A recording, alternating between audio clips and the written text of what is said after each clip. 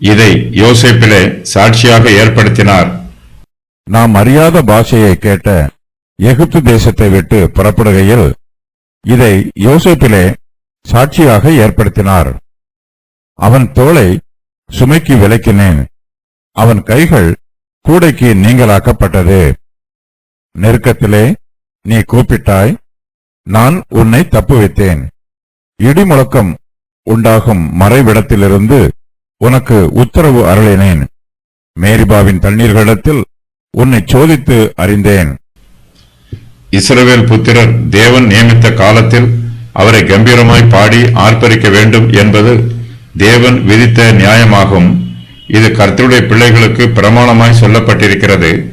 தேவனை துதிப்பது கர்த்தருடைய பிள்ளைகளுக்கு தேவனால் சாட்சியாக ஏற்படுத்தப்பட்டிருக்கிறது. நாம் அறியாத பாஷை கேட்ட எகிப்து தேசத்தை விட்டு புறப்படுகையில் இதை யோசேப்பிலே சாட்சியாக ஏற்படுத்தினார். தேவன் இஸ்ரவேல் ஜனங்களுக்கு அநேக நன்மைகளை செய்திருக்கிறார். அவர்களும் அவர்களுடைய பின் சந்ததியாரும் தேவன் முற்பிதாக்களுக்கு செய்த நன்மைகளை மறக்காமல் நினைவு கூற வேண்டும் என்பதற்காக தேவன் தம்முடைய ஆராதனையை யோசேப்பிலே சாட்சியாக ஏற்படுத்தினார். கர்த்தருடைய பிள்ளைகள் அவருடைய புய பலத்தையும் அவருடைய பராக்கிரமமான கிரியைகளையும் அறிந்திருக்க வேண்டும். இஸ்ரவேல் ஜனங்கள் பல வருஷங்களாக எகிப்து தேசத்திலே அடிமைகளாக இருந்தார்கள். எகிப்தியர் இஸ்ரவேல் ஜனங்களுக்கு அறியாத பாஷைகளை பேசினார்கள். தேவனோ எகிப்து தேசத்தை விட்டு தம்முடைய பிள்ளைகளை புறப்பட பண்ணினார்.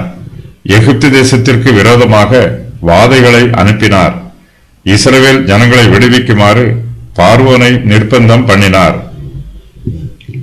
இஸ்ரவேல் ஜனங்களுக்கு எகிப்தில் இருந்து விடுதலை கிடைத்த பின்பு தேவன் அவர்களுக்கு பிரமாணத்தை கொடுத்தார்.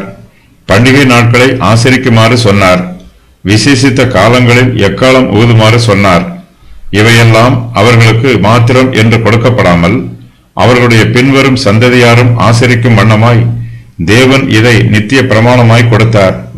இஸ்ரவேல் புத்திரர் சந்ததி பரம்பரையாய் தேவன் விதித்த நியாயத்திற்கு கீழ்ப்படிய வேண்டும். ஏனெனில் பண்டிகை நாட்களை தேவன் இஸ்ரவேலுக்கு பிரமாணமாகவும் நியாயமாகவும் நியமித்திருக்கிறார். இதை அவர்களுக்கு சாட்சியாக ஏற்படுத்தி இருக்கிறார். கர்த்தர் இஸ்ரவேல் புத்திரருக்கு செய்த பலத்த கிரியைகளை நினைவு கூறும் வண்ணமாக இஸ்ரவேல் ஜனங்கள் சந்ததி சந்ததியாக கர்த்தருடைய பண்டிகைகளை ஆசரிக்க வேண்டும். இஸ்ரவேல் புத்திரர் எகிப்து தேசத்தில் இருந்து புறப்படும் நாளுக்கு முந்தைய நாளிலே சங்கார தூதன் எகிப்தின் தலைச்சன் பிள்ளைகள் எல்லோரையும் சங்காரம் பண்ணினான். இஸ்ரவேல் புத்திரரோ தேவன் விதித்த பிரமாணத்தின்படி தங்கள் தங்கள் வீடுகளில் பஸ்காவை புசித்தார்கள். தேவன் தங்களுக்கு செய்த நன்மையை நினைவு கூறும் வண்ணமாய் ஒவ்வொரு வருஷமும் இஸ்ரவேல் புத்திரர் பஸ்கா பண்டிகையை ஆசரிக்கிறார்கள். சங்கீதக்காரர் இதுவரையிலும் இஸ்ரவேல் ஜனங்களுக்கு தானே ஆலோசனை சொல்லும் வண்ணமாக எழுதுகிறார். இப்போதோ தேவன் சொல்லுவதைப் போல வாக்கியத்தை அமைக்கிறார். அவன் தோளை சுமைக்கு விலக்கினேன் என்று எழுதுகிறார். சங்கீதக்காரர் இஸ்ரவேல் புத்திரரின் தோளை சுமைக்கு விலக்கவில்லை, கர்த்தரே விலக்கினார். தேவன் இப்போது சங்கீதக்காரர் மூலமாய் பேசுகிறார். இஸ்ரவேல் ஜனங்கள் மாத பிறப்பிலும் நியமித்த காலத்திலும் பண்டிகை நாட்களிலும் எக்காலம் ஊதி தேவன் தங்களுக்கு செய்த நன்மைகளை நினைவு கூற வேண்டும். அவற்றை தேவனுடைய சமூகத்தில் சாட்சியாக அறிவிக்க வேண்டும். தேவன் இஸ்ரவேல் புத்திரரை எகிப்தின் அடிமைத்தன வீட்டில் இருந்து விடுதலை பண்ணினார். அவர்களுடைய தோளை சுமைக்கு விலக்கினார். எகிப்து தேசத்தில் இஸ்ரவேல் புத்திரர்கள் தங்கள் தோள்களில் பாரமான சுமைகளை சுமந்தார்கள். அந்த சுமைகளை அவர்களால் இறக்கி வைக்க முடியவில்லை. அவர்கள் அடிமைத்தனத்தில் இருந்ததினால் எகிப்தியர்கள் அவர்களுடைய தோள்கள் மீது பாரமான சுமைகளை ஏற்றினார்கள். அவருடைய கைகள் எப்போதும் கூடைகளை தூக்கிச் சென்றது. தேவனோ தம்முடைய ஜனத்தின் கைகளை கூடைக்கு நீங்களாக்கினார். இந்த கூடைகளில் இஸ்ரவேல் புத்திரர் களிமண்ணையும் செங்கல்களையும் சுமப்பது வழக்கம். தேவன் செங்கடல் வழியாக தம்முடைய ஜனங்களை வழிநடத்தினார். தம்முடைய புயபலத்தினால் செங்கடலை இரண்டாக பிளந்தார். எகிப்து தேசத்தில் இருந்து விடுதலை பெற்று புறப்பட்ட போது இஸ்ரவேல் புத்திரருக்கு முன்பாக செங்கடல் பெரிய சமுத்திரமாக நின்றது. அவர்கள் கர்த்தரை நோக்கி கூப்பிட்டார்கள்.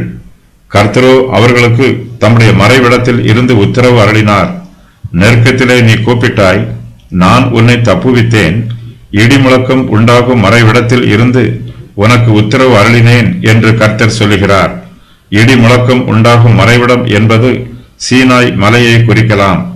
தேவன் சீனாய் மலையில் இருந்து இஸ்ரவேல் ஜனங்களுக்கு தம்முடைய பிரமாணத்தை கொடுத்தார். இது தேவனுடைய மறைவிடம். சீனாய் மலையின் மேல் ஏறி வருகிற ஜனங்கள் சங்காரமாவார்கள்.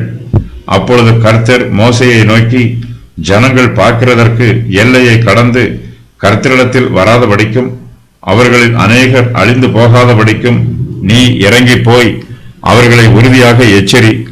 கர்த்தரின் சமூகத்தில் வருகிற ஆசாரியர்களும் கர்த்தர் தங்களுக்குள்ளே சங்காரம் பண்ணாதபடி தங்களை பரிசுத்தப்படுத்திக் கொள்ள வேண்டும் என்றார்.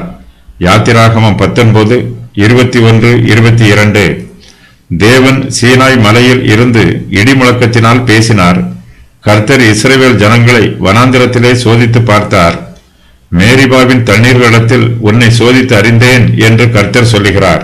இஸ்ரவேல் ஜனங்கள் தேவனை விசுவாசியாதவர்களாகவும் தேவனுக்கு விரோதமாய் முறுமுறுக்கிறவர்களாகவும் இருப்பதை கர்த்தர் சோதித்து அறிந்தார்.